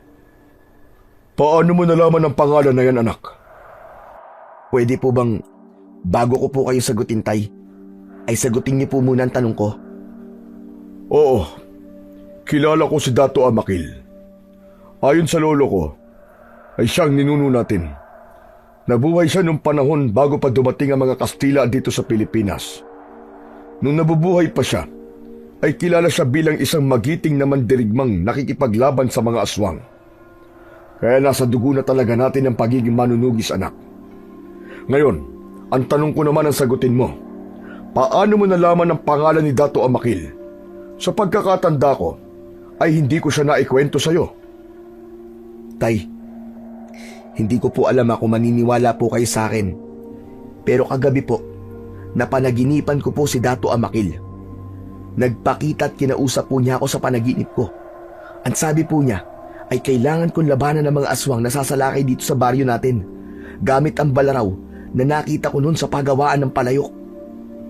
Yung ba yung balaraw na ginamit mo nung inatake kayo ng nanay mo ng aswang? Opo tay, yun nga po. Pwede ko bang mahawakan ng balaraw na sinasabi mo, anak? Opo, ang totoo po niyan hawak ko po ngayon ng balaraw. Ibinigay ko kay tatay ang balaraw. Kinapa niya ang bawat detalye nun, lalo na ang mga simbolong nakaukit sa talim nun. Ang sabi po sa akin ni Dato Amakil, kapag hawak ko po ang balaraw na yan at makikipaglaban ako sa mga aswang, ay tataglayin ko po ang kakayahan na meron siya. Kahit hindi ko nakikita mga simbolo sa balaraw na ito, ay sigurado ko na ito ay isang sinaunang sandata. Sa palagay ko, ay hindi isang aksidente na natagpuan mo ito, anak. Nakatakda talaga na ikaw ang magmay-ari nito, anak. Yan din po sinabi sa akin ni Dato Amakil, tay, doon po sa panaginip ko. Ganyan na ganyan po. Sa totoo lang ay hindi ko ito inaasahan, Nardo. Hindi ko akalain na makalipas ang napakahabang panahon ay makikita mo pa ang sandata ni Dato Amakil. Wala kasi sa pamilya natin ang nakakaalam kung anong sandata ang ginamit niya noon. Pero naniniwala ko na hindi nagkamali si Dato Amakil sa pagpili sa iyo. Kaya maniwala ka sa kanya, anak. Labanan mo ang mga aswang na sasalakay sa baryo natin. Ngayon pa lang ay ipinagmamalaki na kita. Pero tay, hindi ko po alam kung kaya ko ba talagang makipaglaban Nagawa mo na. Naipagtanggol mo ng nanay mo sa isang aswang gamit ang balaraw at naniniwala ko na magagawa mong ipagtanggol ang lahat ng tao dito kahit gaano pa karaming aswang ang makaharap mo. Hindi ko na nagawang sagutin ang sinabi ni tatay dahil dumating na si nanay na may bitbit na bayong na puno ng mga pinamili niya. Agad ko siyang sinalubong upang kunin ang dala niyang bayong. Naupo si nanay sa tabi ni tatay. Ay, Diyos ko! Nakakapagod! Ang aga pa lang pero napakainit na. Ang sabi ko naman kasi sa iyo ay sasamahan na kita para may tagabitbit ka. Ayaw mo naman. Hayaan mo na. Maganda na rin siguro ito para meron akong exercise kahit papano. Oh, ano ba yung hawak mo? Bakit parang kakaiba ang itsura ng patalim na yan? Kinuha ko kay tatay ang balaraw at bago pa siya makasagot sa tanong ni nanay, ay inunahan ko na siya. Wala po tunay. Gamit ko po to sa pagawaan po ng palayok. Gumagamit ka ng patalim doon?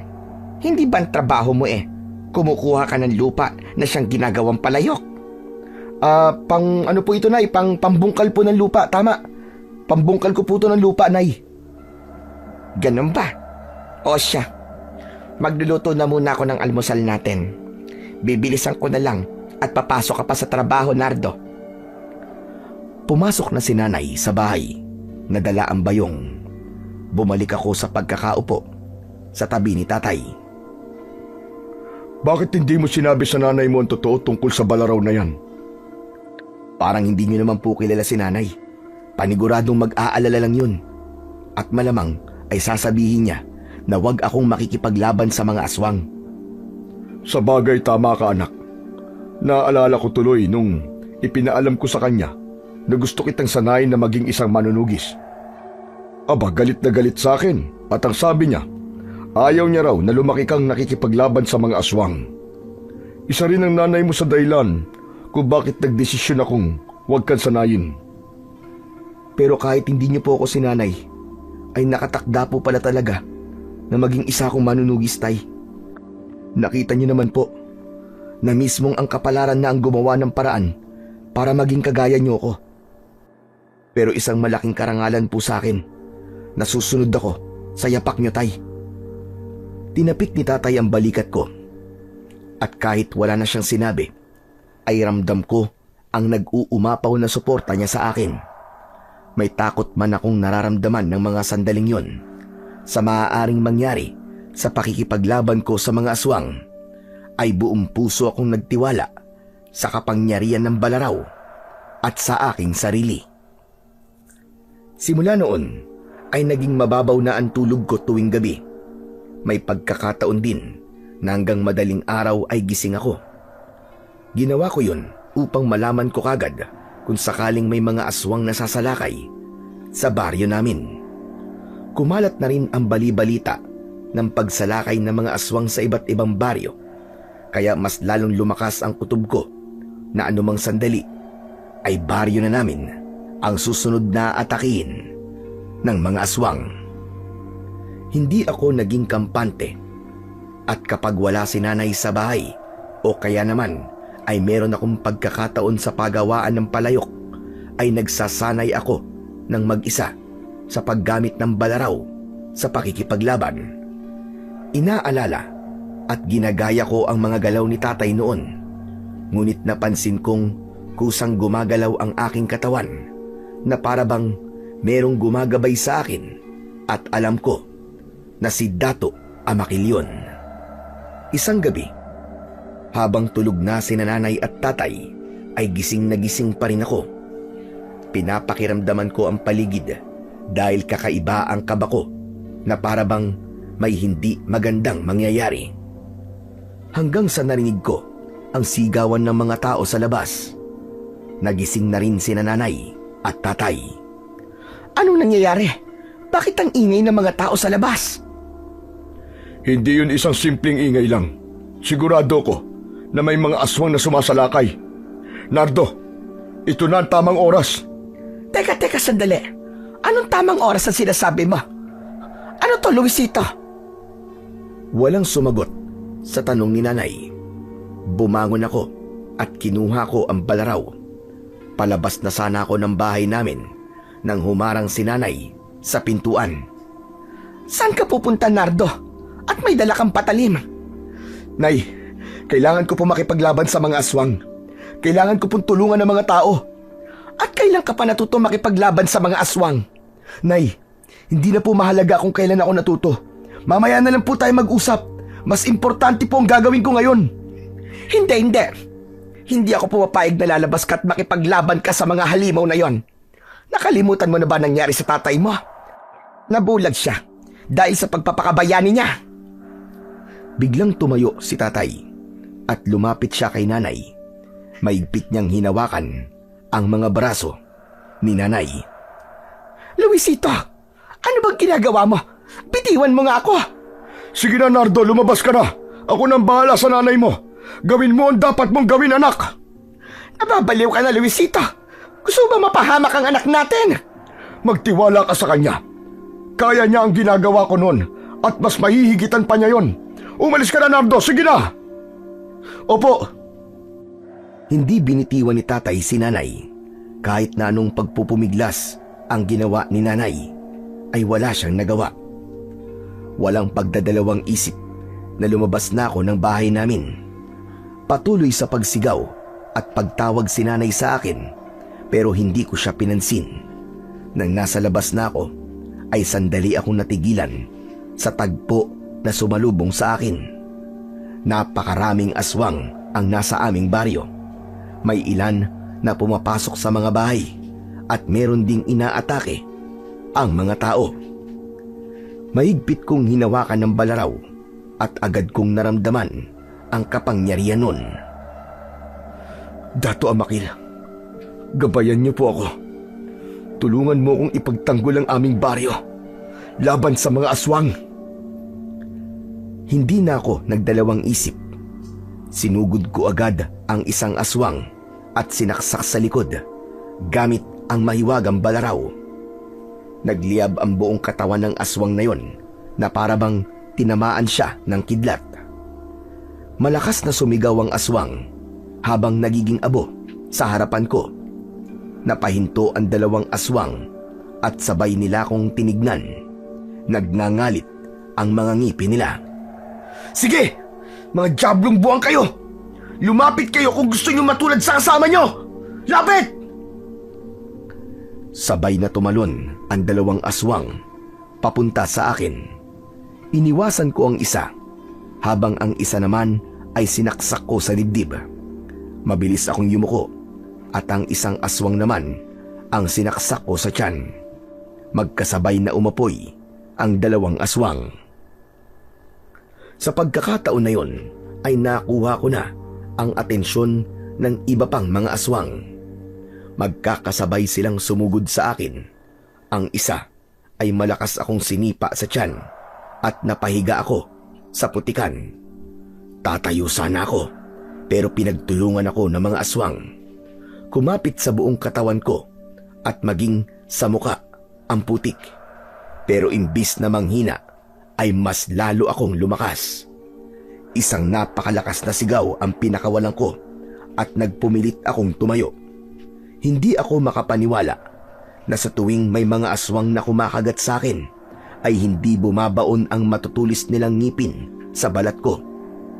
Napagtanto ko ng mga sandaling yon, hindi lang lakas ang ibinibigay sa akin ng balaraw, kundi maging matinding proteksyon mula sa mga aswang.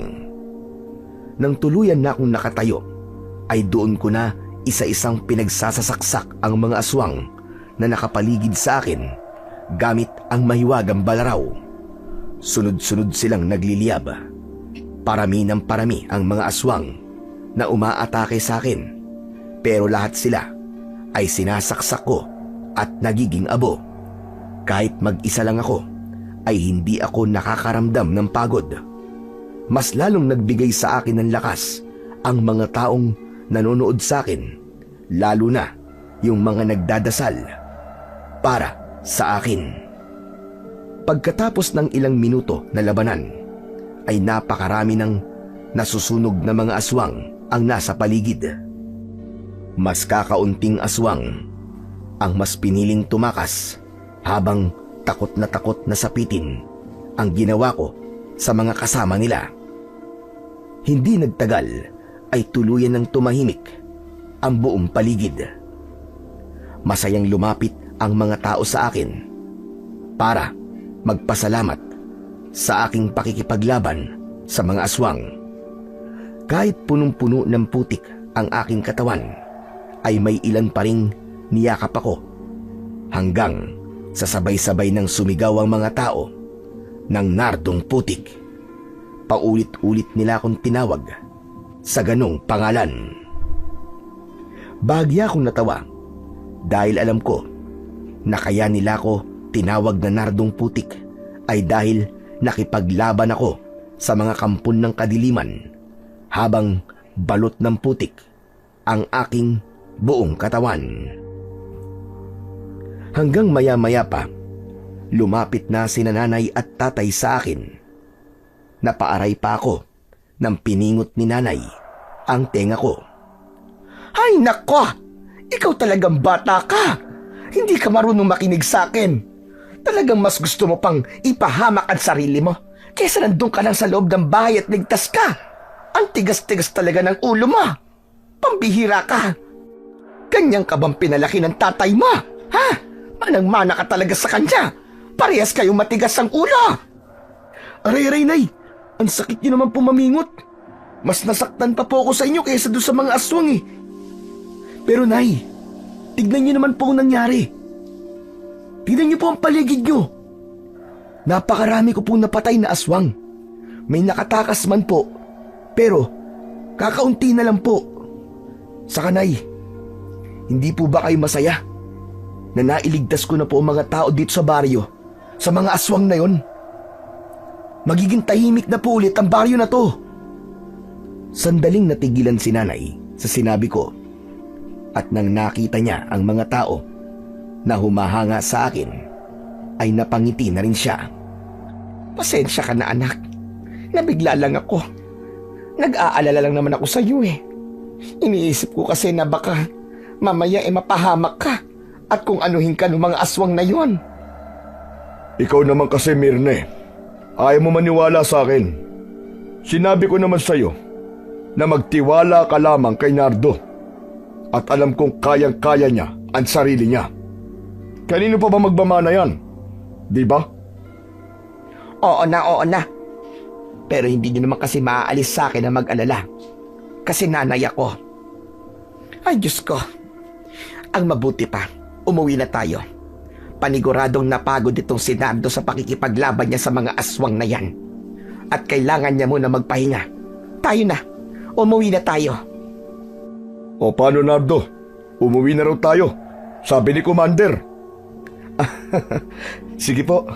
Umuwi na po tayo. Gusto ko rin pong magpahinga. Masaya akong naglakad. Kasama sina nanay at tatay. Pauwi sa bahay namin. Hanggang sa sandaling yon, ay hindi pa rin ako makapaniwala sa kapangyarihan at lakas na ibinigay sa akin ng Balaraw. Sa utak ko ay paulit-ulit akong nagpasalamat kay Dato Amakil dahil sa pagbibigay niya sa akin ng pagkakataon na maging tagapagtanggol ng aming baryo laban sa kampon ng kadiliman na mga aswang. Lumipas ang ilang gabi na wala ng pag-atake ng mga aswang na nangyari. Hindi lang sa baryo namin, kundi sa iba pang baryo. Ang hinala namin ay natakot na ang mga aswang dahil sa akin. Kaya naman, nagdesisyon na si Nanay na bumalik sa Maynila dahil sigurado na siya na ligtas na kami ni Tatay sa baryo na yon. Inihatid namin ni Tatay si Nanay sa istasyon ng bus. Bago siya sumakay ng bus, ay kinausap niya muna kami. Anak Nardo, talaga bang ayaw mong sumama sa akin sa Maynila? Nay, napag-usapan na po natin to, di ba? Tinitignan ko lang naman kung magbabago pa ang isip mo. O basta anak ha, mag-iingat kayo dito ng tatay mo. Kapag may oras ako, ay dadalawin ko ulit kayo. Sige Nay, mag-iingat din po kayo. Nay, mahal na mahal po kita. Mahal na mahal din kita, anak ko. Bago pa kami magkaiyakan, ay sumakay na si Nanay sa bus. Nang umandar na ang bus, ay sumilip si Nanay sa bintana at kumaway siya sa amin ni Tatay. Nakangiti akong gumanti ng kaway sa kanya. Nang sandaling yon, ay masasabi ko na wala na akong mahihiling pa sa buong buhay ko. Bukod sa nagtagumpay ako sa laban ko sa mga aswang, ay nagkasundo na rin ang aking mga magulang. At para sa akin, ang bagay na yon ay higit pa sa kahit na anong kayamanan sa mundo. Maraming tao ang humanga sa akin Dahil sa aking kabayanihan, ang sabi pa nga ng iba ay hindi nila malilimutan ang ginawa kong kabayanihan at pagtatanggol sa kanila laban sa mga aswang. Nagsimula na rin akong magsanay sa pakikipaglaban sa tulong ng aking ama. Paminsan-minsan, dumadalaw si nanay sa amin at isang araw ay dinala niya kami ni tatay sa Maynila para doon ay mamasyal. Nang dahil sa mga nangyari, ay natutunan ko na ang tunay na kabayanihan ay hindi lang nasusukat sa tapang, kundi sa pagharap sa isang bagay na kinatatakutan ko para sa kapakanan ng mas nakakarami. At nangangako ko na habang may hininga ako, ay mananatili akong kalaban ng kasamaan at tagapagtanggol ng kabutihan.